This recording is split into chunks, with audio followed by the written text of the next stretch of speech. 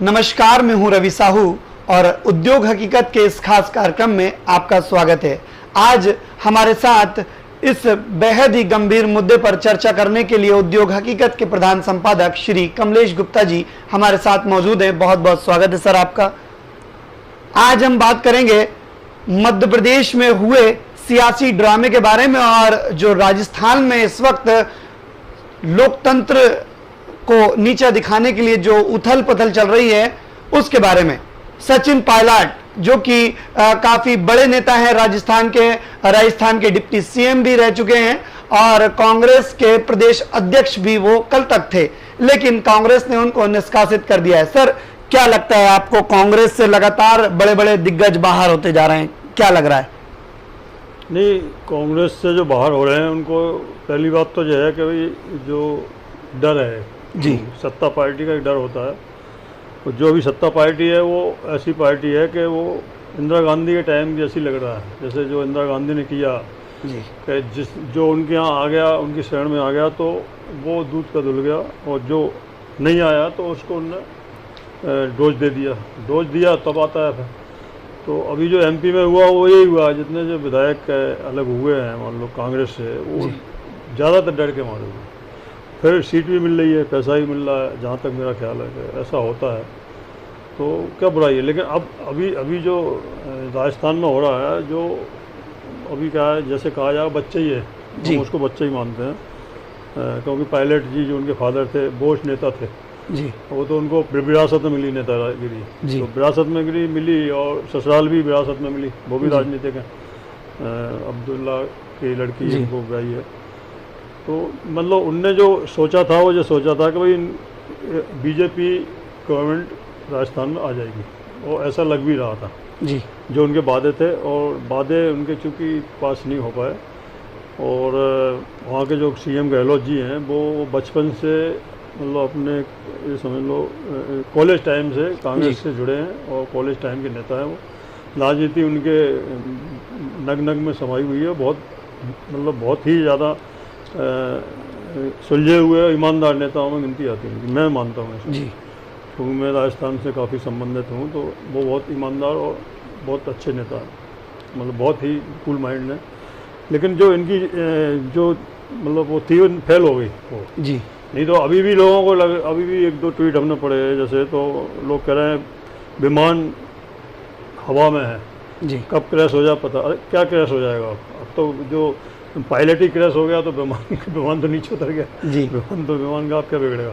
तो लोग जो होते हैं बीजेपी के भक्त हैं, वो कुछ भी कहते हैं, राजनीति है तो सब चलता है इसमें, तो गलत भी सही होता है और सही भी गलत हो जाता है। तो ऐसा है मेरे साथ राजनीति में ऐसा सब। कई लोगों का ऐसा कहना है कि कांग्रेस जो है लगातार जो नव युवा हैं पार्टी के, जो कहीं ना कहीं एक मजबूत पकड़ रखते हैं, उनको दरकिनार कर रही है, उनको वेटेज नहीं दे रही है, उनको रिस्पांस नहीं दे रही सही, जिसके कारण वो पार्टी से उनका मन जो है दुखी होकर वो बाहर जाए। नए लोग बहुत हैं। अब पायलट को क्या नहीं दिया, पायलट जितने टाइम कांग्रेस के अध्यक्ष रहे उतने टाइम कोई नहीं रहा एक साथ। दूसरी बात, उनको उप सीएम बना दिया जी। तो अब ठीक है, वो सोचते हैं कि हम जिस सीएम के जिस दरवाजे सीएम जाता है उसी दरवाजे से वो जाएं, जिस कुर्सी पे सीएम बैठता है बगल में उनकी कुर्सी लगे। तो ऐसा तो संभव नहीं है ना, सीएम होता है। आज यूपी में 2 उप सीएम हैं, तो कभी नाम सुना आपने? मैं तो नाम ही नहीं जानता कौन है जी। उस समय हल्ला हुआ था, 2 बना दिए। एक तो 2 उनका तो नाम योगी जी जो कर रहे हैं वो सही है जी। तो एक्चुअल एक तो उप सीएम का कोई ज़्यादा काम नहीं होता, ना उसका कोई वो महत्व होता, वो तो एक ठीक है पदवी हो जाती है जी। हाँ भाई नेक्स्ट सीएम हो गए जी। तो अब उनको चाहिए था सीएम पर, वो मिला नहीं। उनको जो गलतफहमी थी वो उनकी दूर हो गई जी। और कांग्रेस ने बहुत अच्छा डिसीजन लिया, मैं उस डिसीजन से बहुत संतुष्ट हूँ, खुश हूँ। तो उन्होंने उनको तुरंत जैसे दूध से मक्खी निकाल के फेंकते ऐसे फेंक दिया जी। और ऐसा ही होना चाहिए, मेरे हिसाब से तो ऐसे ही होना चाहिए। कुछ लोगों का ऐसा भी कहना है कि जो सचिन पायलट हैं, उनके पिताजी राजा पायलट थे, उनका काफी वर्चस्व था, और उनके वर्चस्व के बाद जो है सचिन पायलट ने राजस्थान में एक बड़ी भूमिका निभाई कांग्रेस के लिए। जो कांग्रेस की जो सरकार बनी है उसमें कहीं ना कहीं देन सचिन पायलट की मानी जाती है, ऐसा कहते हैं वहाँ के बुद्धिजीवी। ऐसा नहीं होता, वो ठीक है 10-20 सीटों पर होगा, उनके आसपास की जो सीटें हैं टॉक वॉक हैं, वो जो जी उसमें हो सकता है। बाकी सचिन का इतना बड़ा वो नहीं था वहाँ, और ना अभी है। वो तो सिंधिया जी का कौन सा मध्य प्रदेश में अभी तक ऐसा हुआ, जी। तो मध्य प्रदेश के मुख्यमंत्री पद के दावेदार तो आज भी नहीं बन पाए, जी जबकि उनके पिताजी भी माधवराव जी भी इसमें रहे जी कांग्रेस में। लेकिन अब सिंधिया जी ने बीजेपी में आके अब वो आज जो जिस तरह की बातें करते हैं तो हमें तो बड़ी हंसी आती है कि इस तरह तो मत बोलो। कोई कहावत है कि भाई ठीक है, गिले शिकवे कितने ही कर लो, लड़ लो, झगड़ लो, लेकिन कम से कम इतनी मर्यादा रहे कि कभी जब हम एक हों तो पछतावा ना हो। जी। तो वो भी छोड़ नहीं रहे। वो तो कह रहा है कि मैं दिग्विजय सिंह को, कमलनाथ को देख लेता हूँ तो मुझे नहाना पड़ता है।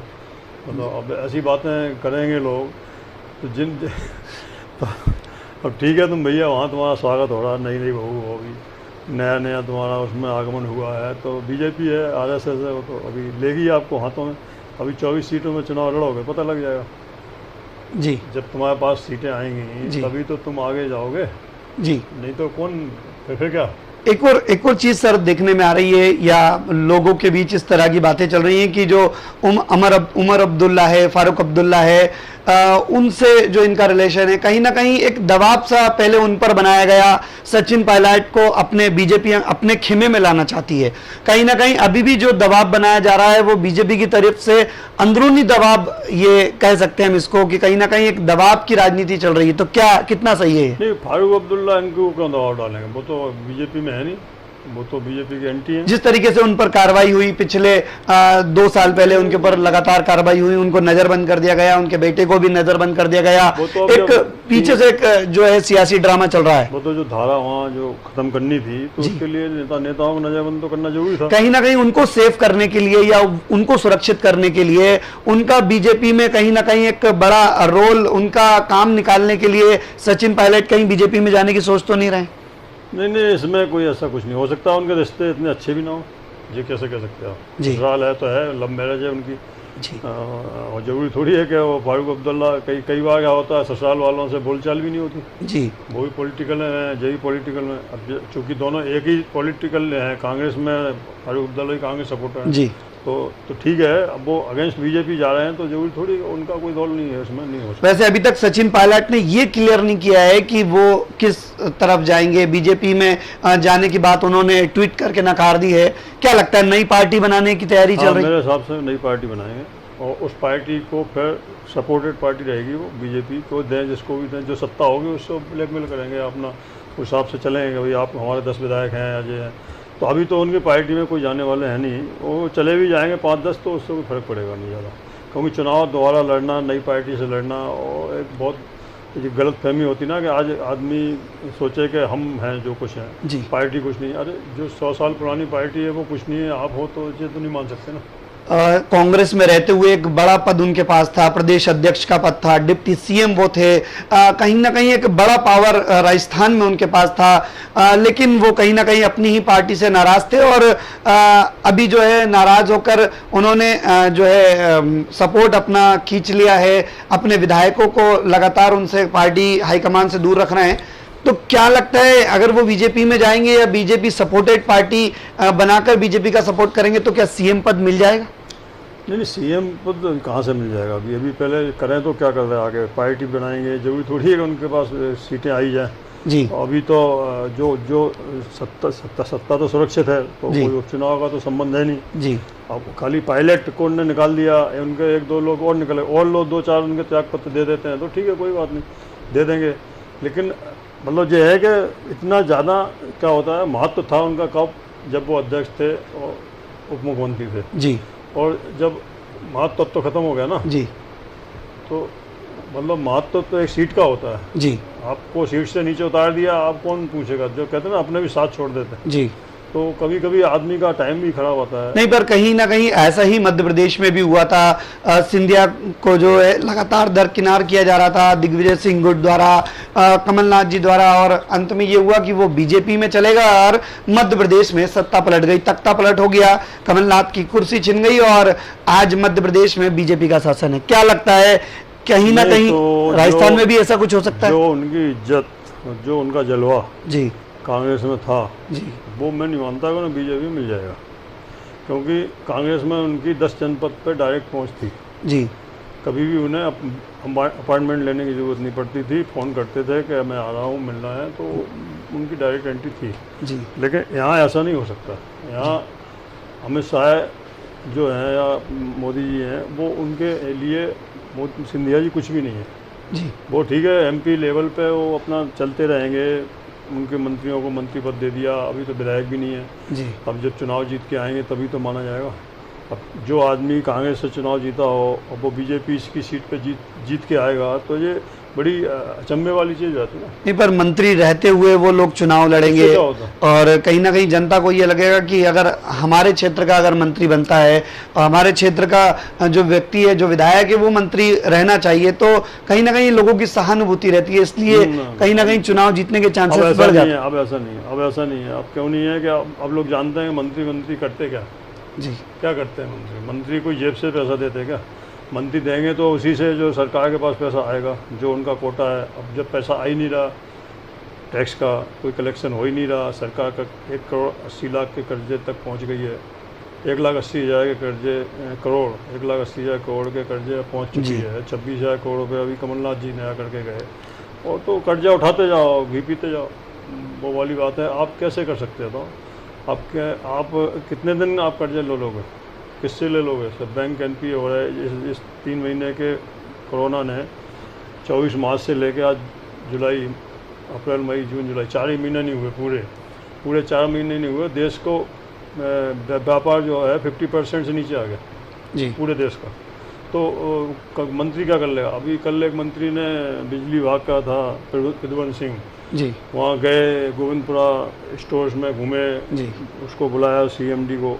सीएमडी जो होता है चेयरपर्सन, जी, सबसे बड़ी अथॉरिटी होती है मंत्री के बाद, तो उसको डांटा प्रेस के सामने, उसको मतलब अपना वो दिखाया कि मैं अब मंत्री हूँ, ये कैसे पड़ा, वो कैसे पड़ा, ये ट्रांसफार्मर ख़राब हो रहे हैं, क्यों खरीदे ज़्यादा, क्योंकि अरे भाई आप कोई पीएचडी करके आए क्या इलेक्ट्रिसिटी से? जी, आपको कुछ पता ही नहीं सीएमडी क्या होता है।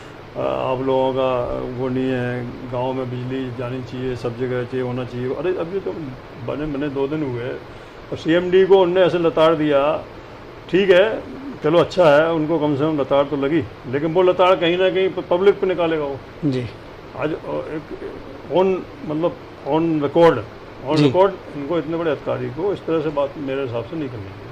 ऑन रिकॉर्ड नहीं करनी चाहिए, बाकी तुम कमरे में ले जाओ। नए मंत्री हैं, उनको अपना इंप्रेशन भी दिखाना है, लोगों के बीच दिखाना है कि हम काम कर रहे हैं, जनता को दिखाना है। पुराने सारे मंत्री एक जैसे होते हैं। पुराने मंत्री थे, पारसनाथ जैन थे जी, पहले बीजेपी के जी, तो उनने भी खूब अपना किया जो उन्हें मिला। अब ये जो सिस्टम होता है वो जो भाई इलेक्ट्रिसिटी हो या कोई भी डिपार्टमेंट हो, जो सिस्टम चलता है वो मंत्रियों द्वारा ही चलता है जी। अब जो मंत्री है उन्हें परमिशन दी होगी जब भी ट्रांसफार्मर खरीदे गए जी, अब वो नहीं लग पाए, नई स्टाफ है, आजकल कोई सुनता ही नहीं किसी की। हम उसको सीएमडी को फ़ोन करते हैं, वो नीचे फ़ोन करता है, वो नीचे फ़ोन करते हैं, जो 4th क्लास के अधिकारी हैं वो कहते हैं ठीक है हम टाइम मिलेगा कर देंगे। जी, तो बिल्कुल। वो ऐसा नहीं है।